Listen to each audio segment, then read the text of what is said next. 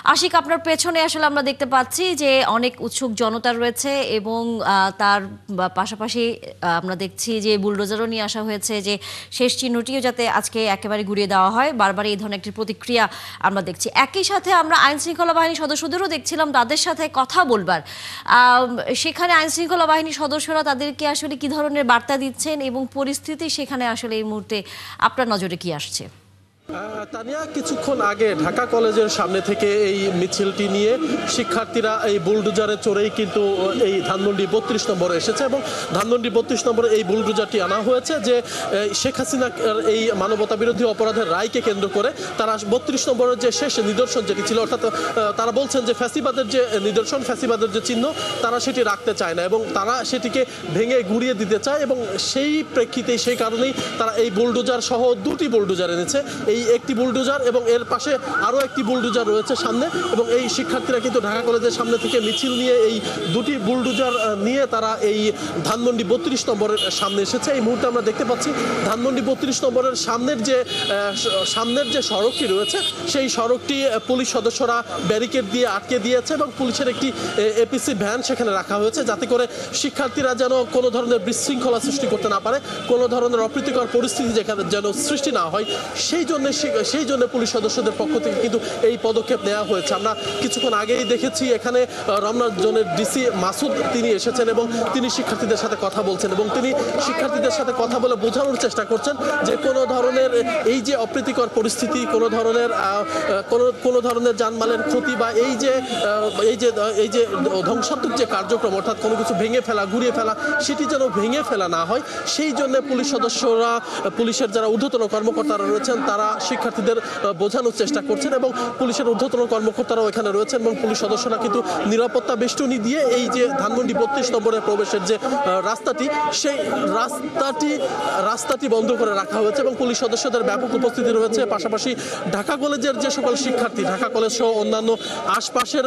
বেশ কিছু কলেজের শিক্ষার্থীরা এই কর্মসূচিতে যুক্ত হয়েছে এবং কর্মসূচিতে যুক্ত হয়েই তারা কিন্তু এই বুলডোজার নিয়ে এসেছে, আজ 32 নম্বর ভেঙে ফেলবে। শিক্ষার্থীরা বলছেন যে এই যে ফ্যাসিবাদের যে চিহ্ন, ফ্যাসিবাদের যে নিদর্শন,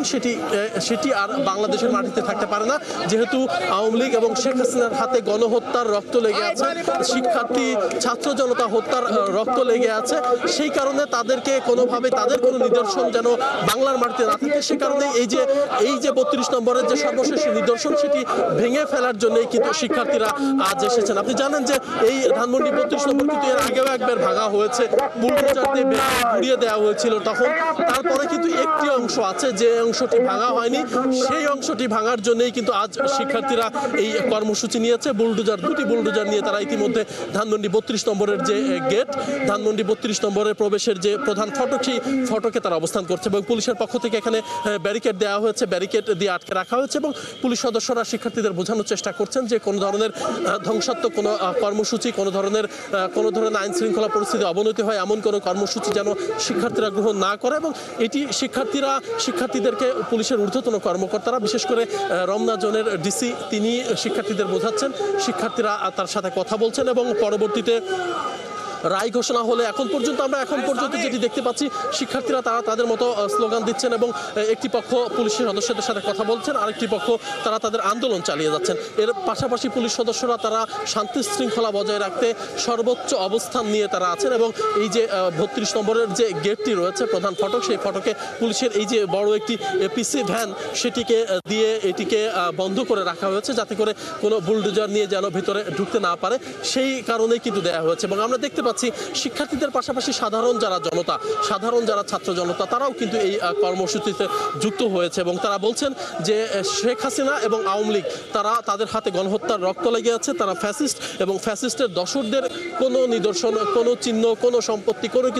কোনো কিছু বাংলার মাটিতে থাকতে পারবে না, সেই কারণেই কিন্তু শিক্ষার্থীরা এই কর্মসূচি দিয়েছেন। এবং আপনারা নিশ্চয়ই দেখতে পাচ্ছেন শিক্ষার্থীরা স্লোগান দিচ্ছেন এবং শেখ হাসিনার এই রায়কে কেন্দ্র করে শিক্ষার্থীরা কিন্তু এই যে বুলডোজার দিয়ে ভেঙে ভেঙে ঘুরিয়ে দেওয়ার যে কর্মসূচি, আপনি জানেন যে এই শেখ হাসিনা রায়কে ঘিরে কেন্দ্র করে গত কয়েকদিন ধরে নিষিদ্ধ কার্যক্রম, নিষিদ্ধ আওয়ামী লীগ এবং নিষিদ্ধ ছাত্রলীগ তারা কিন্তু বেশ কিছু জায়গায় নাশকতামূলক কর্মকাণ্ড চালিয়েছে। বিভিন্ন জায়গায় ককটেল বিস্ফোরণের ঘটনা ঘটছে, পেট্রোল বোমা মারা হচ্ছে, শিক্ষা প্রতিষ্ঠানে পেট্রোল বোমা মারা হয়েছে, বাসে এবং বিভিন্ন অ্যাম্বুলেন্সে পর্যন্ত অগ্নিসংযোগ করা হয়েছে। এবং এর পরবর্তীতেই শিক্ষার্থীদের পক্ষ থেকে গতকাল একটি কর্মসূচি নেওয়া হয়েছে যে আওয়ামী লীগের পক্ষ থেকে যে এই যে ধরনের ধ্বংসাত্মক কর্মকাণ্ড, এই যে নাশকতামূলক কর্মকাণ্ড তারা চালাচ্ছে, এটি যদি তারা চালাতে থাকে তাহলে পরবর্তীতে ধানমন্ডি 32 নম্বর অর্থাৎ শেখ মুজিবের যে বাড়ি, সেই বাড়ির যে সর্বশেষ অবস্থান, যেটি কারণ সর্বশেষ যেটি আছে সেটিও ভেঙে গুড়িয়ে দেওয়া হবে। আপনারা জানেন নিশ্চয়ই যে কিছুদিন আগেও কিন্তু ধানমন্ডি 32 নম্বর অগ্নিসংযোগ করা হয়েছিল এবং এক অংশ প্রায় ভেঙে